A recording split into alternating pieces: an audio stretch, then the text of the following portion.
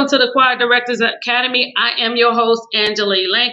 It's so good to see each and every one of you out there. Do me a favor, like and share this video so that we can get this information out to everyone. I've been receiving a lot of questions about rehearsals and how to conduct them. And soon I will be able, I'll be able to go live at a rehearsal so you can see some of the techniques that I talk about that are actually being in use. Shout out to my friends out there. Hi, Stephanie, Gail, Navinka, my mom. I was about to say Charles Garrett. That's my mom. Thank you all. And again, YouTube, thank you for being out there. Send that link out to your friends so that they can learn a little bit, and then I can learn from you as well. A couple of weeks ago, we had a great show. We had a panelist of experts. They were all over the place. All of them were ministers of music. One was the president of the Indiana Baptist Convention. One was a classical pianist and the musical director for a theater. I mean, just a host of people that were on the show last week and gave out some very good information discussing what music is, how it impacts us, what we should do, how we should view what we're doing, how we should view teaching parts, training our choir members. It's just a whole. So go back on my wall on the Choir Directors Academy's page or on my wall, and you can review that 1 hour of great information that can help you grow and glow, as they say. Hey, Shanita, good to see you. Tonight we're talking about choir rehearsal. I've heard from so many newbies, as I like to call them, people who are just starting out. And as you all know, choir rehearsals tend to go wild. Sometimes they can go haywire on us and can cause us to kind of look and be like, oh, all of a sudden you're going along and everything is good, and then all of a sudden you take a detour. Or it starts out, wild, and then it can end up good. There's all kinds of ways that your choir rehearsals can go. But I wanted to just nail down a few things that I learned. God knows, as a directress, I made quite a few mistakes when I started, because you kind of have in your mind, all you see, and I've mentioned this to another director. I said, most people, all they see is they want to go from 0 to 60 in whatever. They start today and they want to be a wonder like all of these other artists and great choir directresses like Lady Janet Sutton, Dexter Walker, just quite a few, or even like Mother Livonia Whitney. They want to just Dr. Cynthia Nunn. They just want to be that. But it takes time, and it takes effort, and it takes knowledge, and it takes mentoring, and it also takes, you have to have an ear to listen. You just can't think you got it all. You have to learn, and you have to be trained. And like I said, I made quite a few mistakes, but I learned from them, and I use that to manage the choir or the group now. Tonight's show is about setting the atmosphere for rehearsal. There is an atmosphere. I know most of the time we hear everybody talking about, you got to set the atmosphere for the church. You got to set the atmosphere with the praise team. You got to set the atmosphere for preaching. You got to do all of these different things.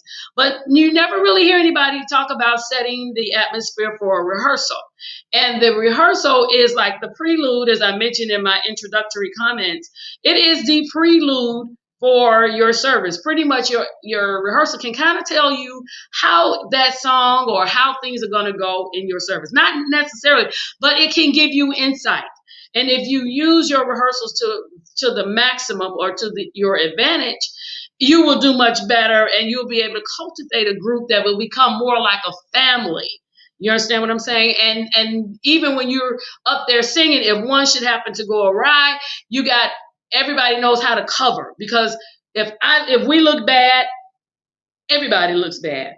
I had a comment here. Natalie says, old school rehearsal. We had church. Exactly. And we're getting to that. We're getting to that. But we want to set the atmosphere. Now, just to give you a start, there are 3 elements that I noticed in my choir work life that make up your rehearsal. Number one is the director, the person who's leading the entire the department. Number two, everyone else's group. You got the choir and your assistants, whether they are section leaders, directors, or musicians. And then your third piece is your music. And you will think like, okay, well, we're just going over songs or whatever. No, those songs and the music and the arrangement of how you have them, at least I found out for me, has an impact on, it does. It has an impact on the group. Number one, the leader is you are the initial catalyst of this department.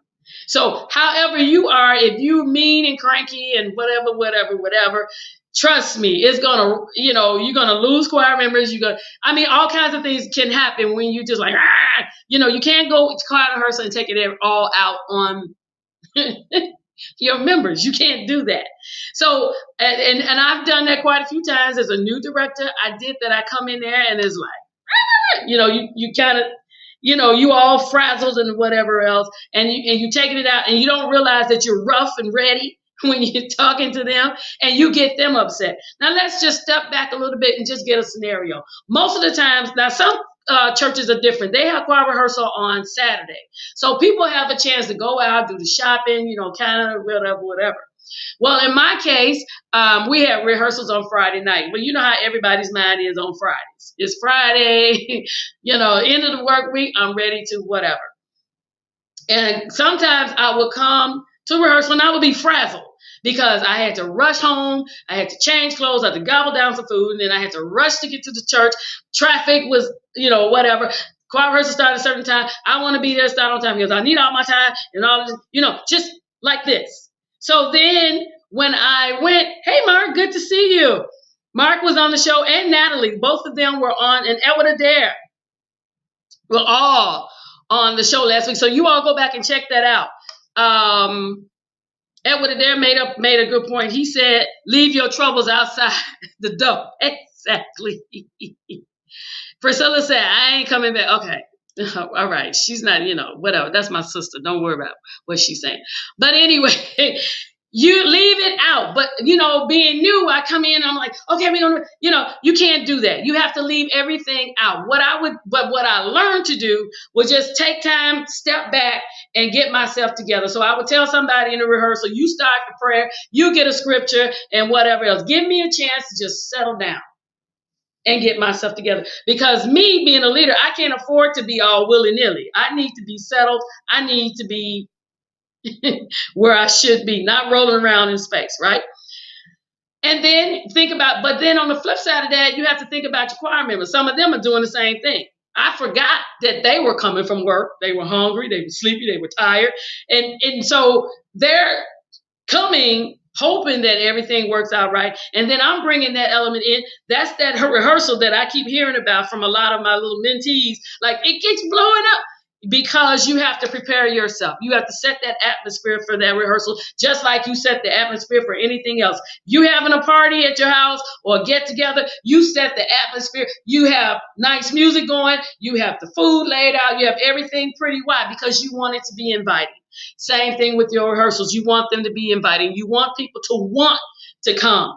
And, over the course of time, I've learned quite a few things. And I'm glad to say, thank God, it got to the point that my choir members were upset when I canceled choir rehearsal. When I would text them all and be like, no choir rehearsal. And they'd be like, what? Because I learned how to relate to them. Every choir is different. And when you're dealing with a mass choir, when I was the jurisdictional minister of music, I had a mass of people. It's different. But you still have to have the same mentality that I come in, I leave everything else at the door. This is ministry. I got to motivate, cultivate these people, and get them to work as one unit in order to do. Natalie brought up a point. She said, we used to have dinner and tutoring for our kids before the youth choir rehearsal since it was a school night. That's a great thing. Exactly. Priscilla said preparation. Exactly. You have to do those things in order to get your group together. And like I said, once I learned the dynamics of what I am doing and what my responsibility was, then I was able to translate it and work with the choir and get a feel of who they are. Okay. And one of the things I came up with is my own acronym, was called CAVAC. Calm, approachable, vision, adaptable, and knowledgeable. That was my own thing that I had to come up with for myself in order for me. And that's fine for you. If you have to come up with your own system. We give you ideas. This seminar-based show is just to give you ideas. I bring in other people to help you, give you ideas on how you can improve in your music department. Everything doesn't work for everybody. I get it. But sometimes you just need a guide or a way or something, just someone to give you some kind of insight on things that you could possibly use to make your department better. Correct? All right. First one, calm.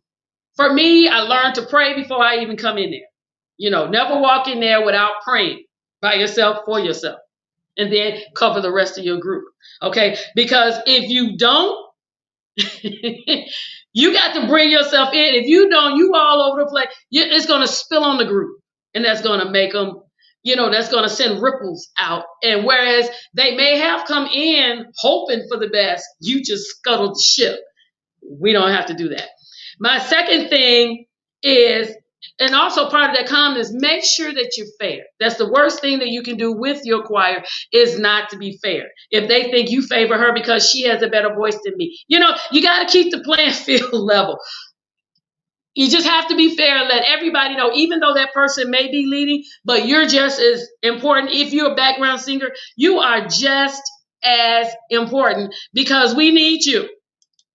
Yes, we do. Thanks, Mark. We need you. I don't care if you're just a background singer. We need you. Let's not be confused. You can't have all these singers, everybody out front with a mic. You got nobody in the back. So my job was to make there were some people in the choir that never led a song, but they still knew that they were just as important. I got to hold this line. While this person is leading, they need me to hold the line. So that made it, they knew that even though I'm not out front, she still needs me. She treats me just like I'm important, just like the other person. And when I did that and not favored anybody, like my sister was in the choir. You see her commenting everywhere. And if I wasn't telling the truth, she wouldn't, whatever. But my sister, even though she was in choir, and next to me, my sister is the most trained person to sing. We both sang in the choir. Our mother was choir director, so you know what that's like. But even in the choir, there was no difference between her and everybody else, because when we got there, she wasn't my sister; she was a choir member, and I had cousins in the choir. So when people who weren't related to me sing that I demanded the same thing out of my family that I demanded out of them, then it made it, everybody was like, oh, okay, she cool. She know how to run this, and that's what you want to do. You want to make sure you're fair with everybody. Good evening, Lisa. You want to make sure you're fair and that you treat everybody fair, especially your background singers. Agreed. They are so valuable. Matthew said, no people, no choir. Exactly. No people, no choir. So you want to be calm, cool, and collected. I know sometimes you have a bad day. I get it. And you know what? When you're basically that way, when you're smooth most of the time, when you do have a bad day, then the choir can kind of get with it. They kind of rally around and do that extra singing, or they try to, because they know that's not your norm. You don't normally come in here screaming and hollering and kicking up dust and throwing shoes. And you don't do that. All right. So that when you come in today and you kind of like, they're more apt to embrace you and say, you know what, we're going to do this. Your people are your greatest asset. They are. And if you're fair with them and you treat them right, they'll do whatever they can for you. Trust me. The second part is approachable. I do know, when I started, I was not. I was just like driven, like I'm a drill sergeant, everybody can adapt to that drill sergeant mentality. I would drill them in the sense that I would make sure that they knew their part, because I was dealing with people who were not professional singers. Like I said, my sister was the only one that had her training was in the ballpark of mine. But everybody else basically had to grow into the choir, because one thing you learn is like everybody think they can sing because they sing in the shower, they sing in the car. Somebody that don't know music told them that they can sing, and you sit there looking at them like, no, you can't. It's just It's all kinds of stuff. So you want to be approachable to the people. You want them to know that they can come to you, that they can, let you know, I need some help. I would like to try this. But at the same time, you can't become common, because if you become common with everybody, you can't keep control of the rehearsal. It'll get out of hand. They shouldn't be able to just walk up to you and say whatever they want to say. And then you standing there looking like Millie Mouse. Because, once one person does it, then everybody else going to flow. I've had that happen. So you want to be approachable, that they can come to you. Sometimes they would come to me afterwards and say, I need trouble. I have trouble learning this song. Can you help me? I would make demo tapes for them to go home and just listen to, follow along with the voice, or I would, work with them after church, or, whatever. I did whatever I could to help you. I want you to know that we are approachable, but at the same time, we got to keep that distance of respect.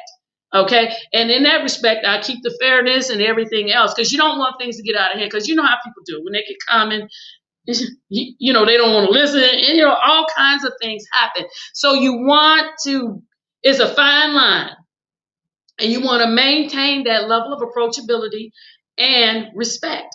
And that will help you in dealing with your choir. Matthew says, I learned early on that everybody is not called to be a Mattie Moss. Yes. Especially in these days and time, folk would simply walk out.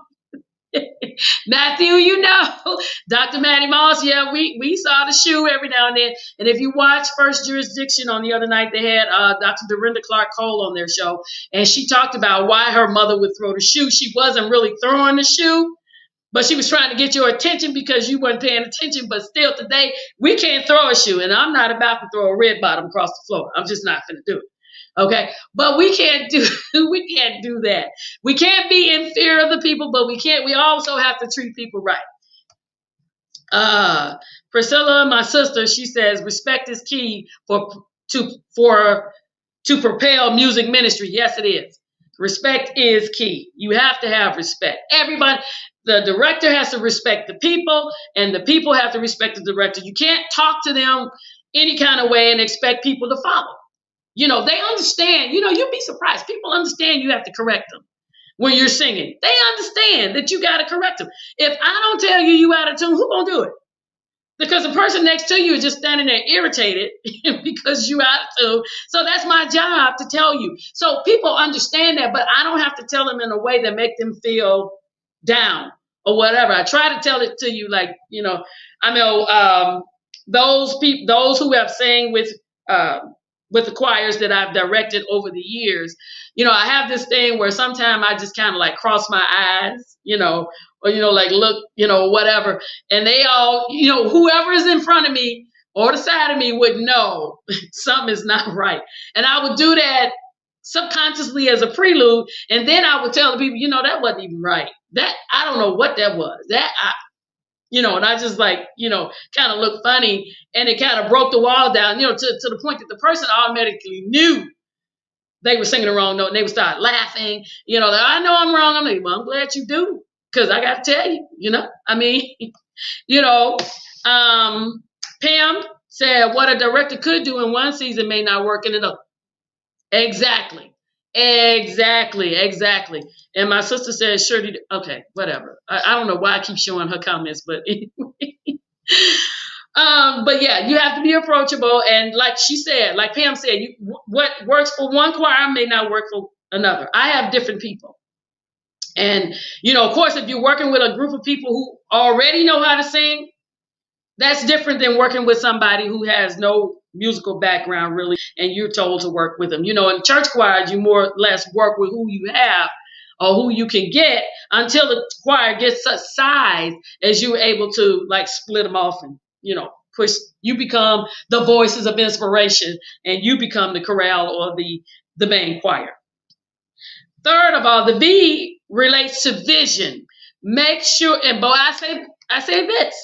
If you have a vision for your choir to, whether it's, I don't think they have them anymore or they stopped them, but they used to have so many competitions out here that you can enter into and become a part of to, excite your choir. And that's what I did, my local church choir, we entered them in so many different competitions so that they would get out of the fear of singing in front of people. And thank be to God, we won some of them, and then the other ones we had to suffer defeat. But it was rewarding in that they saw the purpose of me training them and teaching them and working with them. And that's something that you have to do. Make sure if you have a vision, let your choir know what you're planning to do. Don't sit there and you hounding on something or you're doing something and they're sitting there looking at you like, what are you doing? No, I let them know what my goals were. We're singing this way. I'm teaching you how to sing properly, how to breathe, how to enunciate, because I want to enter into competitions. I want you all to get out there and, be in front of the people. As we went around to the various churches, and they got on certain platforms, they began, at first they were like kicking against the pricks. It's like, we don't have to do all that. That's not necessary. But as we went around and sang with a lot of other different in churches and they saw the response of the people, then they began to understand this is why she drills us. This is why she's doing what she's doing. So when they saw the vision that I had come to fruition, it made my rehearsals so much better because they already know when they come in the door, this is what we're striving to do. And that's what I'm encouraging you. Have your vision, share it with your choir, and let them know what we are aiming to do. And you'll be surprised how impactful that would be. Adaptable. As a director, you go with the flow. Natalie mentioned earlier up about the choir. Sometimes you had church at rehearsal. And I know there were times that I had it. Sometimes the rehearsal turns out into a praise session. Sometimes it comes out to where you're taking the scripture and you're giving them an inspirational word. Sometimes you sing one song and that's it. You know what I'm saying? The choir rehearsals too. It can go anyway, but you as a leader have to be adaptable. You can't go in and say, well, this is what we're going to do today, and I don't care. We're going to do this. You can't be that way. You have to go with the flow because you don't know what people need. The Holy Ghost knows what they need, but you may not know. And you may come in and say, well, we're going to sing this, that, and the other. And he said, no, they need this because he knows what the people need, what they've been through on that day. They don't need to sing this song. They need to sing something else. Okay. Pam says directors stretch and push their choir members because they see their potential. Exactly. You have to see the potential of your choir and where they can go and what they can do. And then you will be able, the most beautiful thing is when you see it all come together. You see the fruition of all of your work and your labor, and you see them stand before a crowd. I mean, the greatest joy to me was when we were participating in House with the Sound, and they stood in the United Center with all those thousands of people, and they sang, and it was like, whoa. I mean, I think I was more scared. I mean, they were all excited, like, oh, we up here, oh my God, oh my God. I'm telling you, I was shaking at my knees. I was just like quivering, like, oh my God, what about that? And I'm standing there like, why am I here? Now, I'm saying that to the choir, I looked like I was strong and calm and ready, let's do this. I'm standing there like, Lord, why am I here? What am I doing, My sister said that was an awesome experience. And Matt said, yep. I mean, seriously, when you see them, everything come together and I'm standing there and I'm going, oh my God, that was my vision coming to fruition. I never expected to sing in the United Center with all them thousands of people, but that part came to pass and then they were able to see. So that's how you went. And then that made it better when we went to rehearsals, that everybody was like more geeked because, oh man, we did this, that, and the other. So those things are important. Make sure you are adaptable when you go to your rehearsals and you're able to flow with the Spirit. Okay? And then finally, make sure you're knowledgeable. I can't stress to you, study your craft. Study to show yourself approved. That's in the Bible. That's Philippians, I think it was. I can't remember the scripture right off. If anybody knows that, but it says, study to show yourself approved, a workman needed not be ashamed, rightly dividing the word of truth. My preachers, my missionaries out there, put that scripture out there for me because I can't remember it right now. Be knowledgeable of whatever you're teaching the people. Be knowledgeable. Directors, you have to study. It doesn't matter how long you've you've been a director. Who is it? Natalie. Thank you. 2 Timothy 2:15. Thank you, Natalie. Frederick, that's my point. Study your craft. Don't be so caught up to get up in front of people screaming and kicking and all of that kind of stuff, trying to do the Ricky Dillard and all this stuff. Look, you need to study. You need to know the keys on the keyboard. Okay? You need to study. You need to know how to you just need to study. I don't know how other ways to say it. You need to be knowledgeable. Okay? The worst thing you can do is try to lead a bunch of people who know more than you. You need to study your craft, your singing. You need to learn how to read notes. You need to learn how to invest in yourself. You cannot invest in yourself. If you can't do it in yourself, then you can't invest in anybody else. Because you don't want to give erroneous information. You don't want to create some type of monstrosity. You don't want to do that. You don't want the people to walk away from you, because they will do it. I can't tell you how many times I have gone to a rehearsal and somebody was standing up in front of me and was clueless and was asking me if they were singing the right part. You lost me. If I go to rehearsal and you ask me to teach the part and I'm not up there teaching, I'm sitting in the audience and I'm just a regular alto and you're trying to teach a song and you can't teach it, and you lost me. You won't see me again, because I know you need to have prepared yourself before you got there. My sister says, oh wow, look at my sister. She said teach. Vasha says studying is imperative. Yes. Once you stop learning, you stop growing and you become stale. Yes, stagnation. Keyword, stagnation. And when you stale, the choir is stale, the music is stale, everything. You might as well just write it off and everybody just sit down. That's what you need to do. So that was something that I came up for myself. Okay? And so each of you who are over you're new or even whoever, come up with your own acronym. Sit down and meditate on the things that you need to learn and things that you need to do. Because each of those things help me. I've already had the musical background and everything. Okay? 4th generation musician and, second generation directress. I've already had that background. I knew what to do, but I had to learn to control your emotions. And it's kind of hard because being in the choir is an emotional department anyway. You have to have emotions when you're singing, or if you stand up there singing like an automaton, nobody's going to pay you any attention, right? So it's an emotional art, but we have to learn to control those emotions. That's imperative that we control the emotions. Now, moving on to the choir. I talked about the directors enough. Let's move on to the choir. When you come in, learn to notice or sense the air or the atmosphere when you come into your rehearsal. Notice your members, how they're interacting, how they're looking, or what. You want to get a sense of when you walk in there. And then use that as a guide as to what songs to start with, what songs to end with, how to switch them around. And, a lot of people, and that's over in my next session that I'm going to go to.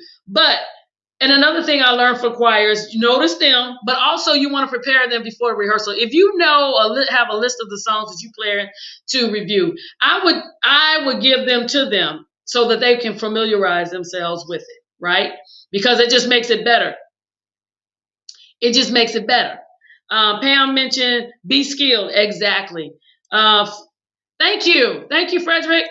Yeah, just prepare them. I would give them the music before we came to rehearsal.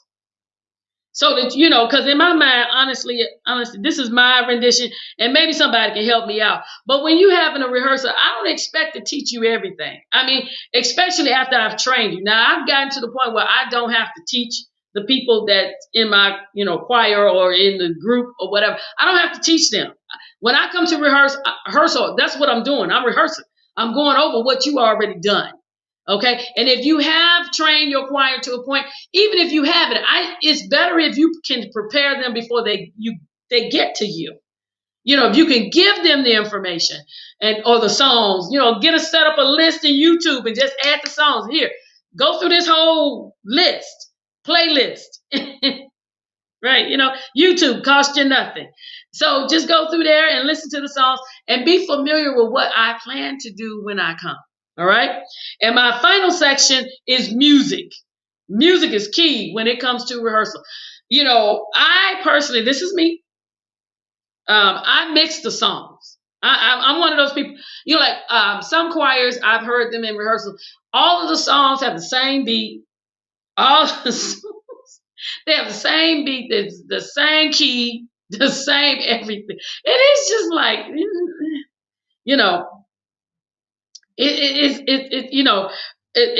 it's kind of hairy. You know what I'm saying? Frederick says to give them the music ahead of time means you have to have a plan before rehearsal.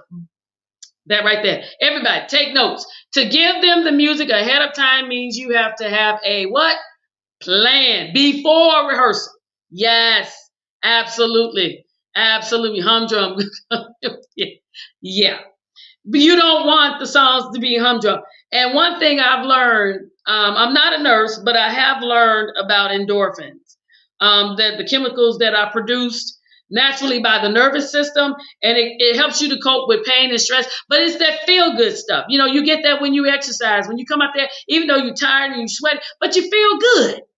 You feel good, right? Edward Adair, yes, sir. Plan. Yes, indeed. You need to plan. You feel good, right?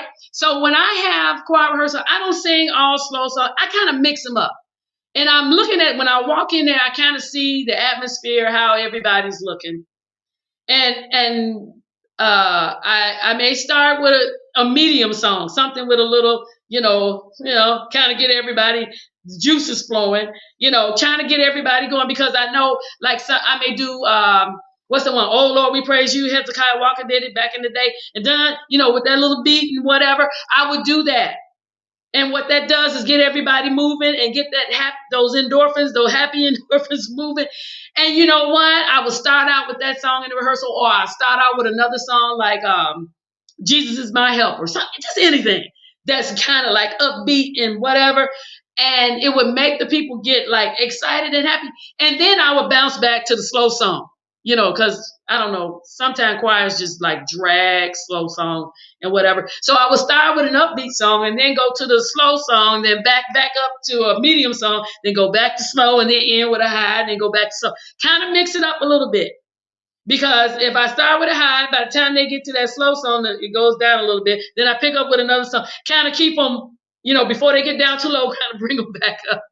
At least that's what I had to do for my rehearsals, to kind of keep everybody on that same, at least at a certain level, which made it easier for them to learn. If your choir members are happy, it's easy for you to learn. It's less work for you. But if they're not happy and they're kind of then that's hard labor for you. You want to be happy and joyful when you come to rehearsal too, right? Same thing with them. But that's what I did. And when I seen that kind of worked, I'm like, okay, this would work for this choir. And I used it when I went to the jurisdiction. I kind of did the same thing there. So that made people kind of come man, we had fun. I even let them shout. We sang a song and the praise came in. I let them dance and get their little shout on and whatever else. I did. And it made rehearsal enjoyable. And it made people come back. And when they came back, they brought more people. And that's what you want to do. That's how I was able to get my rehearsals under control. Because like I said, when I started, I didn't understand. And mine kind of got out of hand to where the president had to come to the rehearsal every week, because it would just always be she would have to be like a little referee, but now she does, well, I've taken over the entire department because I have matured and learned how to do things. So that's what I'm saying. You need to get a mentor and you need to learn. Frederick, what did you say? No plan makes the rehearsal more difficult than it needs to be. Exactly. Lisa said, good teaching. Thank you, Lisa. Natalie said, have band rehearsals separate if possible, so the choir isn't waiting idle for you and the band to hash. Let me read that again. Have band rehearsals separate if possible, so the choir isn't waiting idle for you and the band to hash it out. Hello, somebody. Yes. And Lisa says, and longer than it needs to be. Lisa, no. We've been there, Lisa. Lisa, we've been there. And Priscilla says, amen, Natalie, that's the truth. Exactly. You don't want idleness. When you come to your rehearsals, you want everything together. And if the director is together, then the rest of the people will be together. Everything will flow. It starts with you. You have been appointed the leader, and they chose you because they felt that you have what it takes to become the leader. Even if you knew and you don't understand a lot of things, as far as dealing with people, there are different sides. Now, a lot of times we focus on the technical skills of being a choir director, and we forget about the psychology that goes along with it.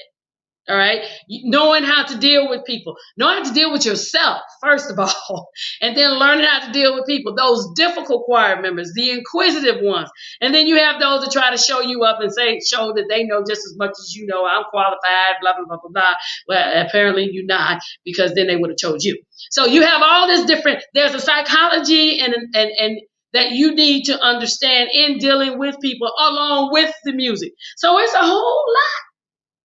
And I use this platform to try to share with everybody and try to help others learn what I learned. I learned the hard way.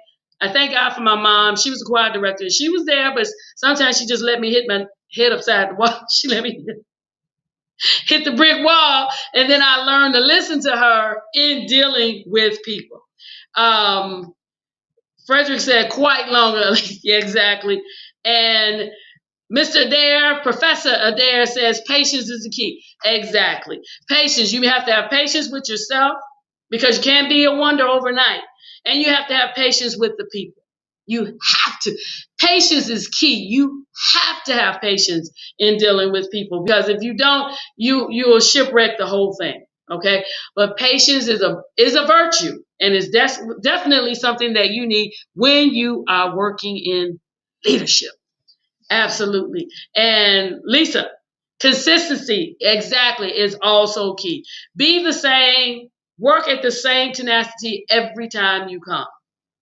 All right. I strive to give it 110% every time I come, because I know whatever I give, they're going to give me about 80% back of what I'm putting out. Right.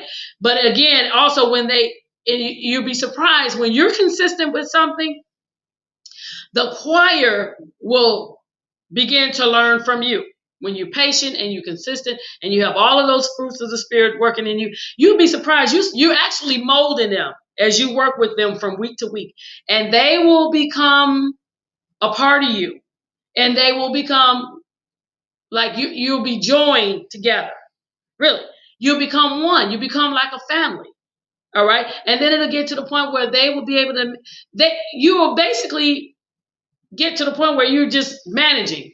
You're not really doing the work. They'll begin to do it for you. You know what I'm saying? You train your section leaders. You work with your musicians, like Natalie said, off on the side. And you have your section leaders who learn the part and help you teach. And you have assistant staff directors that are there to understand music as well. They can help you teach. And you'll start moving out of the role of doing everything into more of a managerial role, which is really where you want to end up being. You don't want to sit there and be doing all of the nuts and bolts at this all the time. You'll wear yourself out. You want to get the choir to the point where it's less stress on you and it's not as much stress on them, but everyone is working interdependently. We depend on one another to work together to get it done, but we interdependent in that we can work separately, but we know how to bring it together so that we will have a beautiful choir, a beautiful sound. It's always one band, one sound. One band, one sound. Frederick says, your energy is important for them to feed off. Yes. Even when you don't feel energetic, you have to find energy, usually through prayer. Exactly. So Frederick just said what I mentioned at the beginning.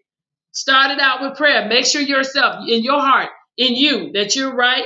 And God will give you the grace, and the Holy Spirit will activate and give you the strength to get through that rehearsal. Because I know there are plenty of times I came where I wasn't where I should be spiritually.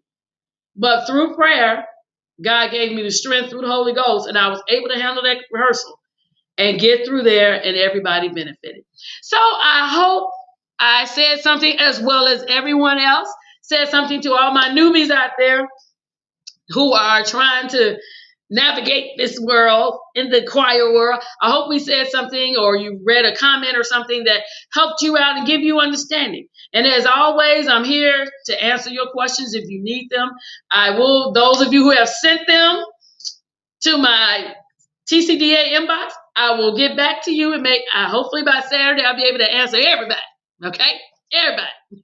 But I will get back to you and answer your questions. I do appreciate you sending me questions, because you'd be surprised how many other people are not familiar with how to do things, and they want to learn better too. And then there are people like Frederick, and there are people out there like Professor Adair. They know Mark Duras and Natalie. They are experts. I consider them subject matter experts, SMEs. They can share and enlighten as well. And I really enjoyed them 2 weeks ago when we did that we had that panel. That was awesome. Like I said, go back, go up the wall on the Choir Director Academy page, and you can view that video, and there's a lot of great information there. Again, I hope, hey Terry, good to see you. I hope that we said something that you all can use. And if you have other ideas, send them my way.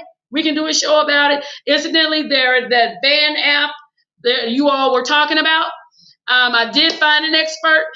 So he said in August he would be glad to come on the show and show us the benefits and how he uses it. He has a massive music department, I think 12 units within his department, and he uses that band app to navigate and to manage his department and to train his people. So that's next month in August. He will be free and he will come on the show and show us how. So be on the lookout for that. And then I have other guests that are coming that will be willing to share. Okay?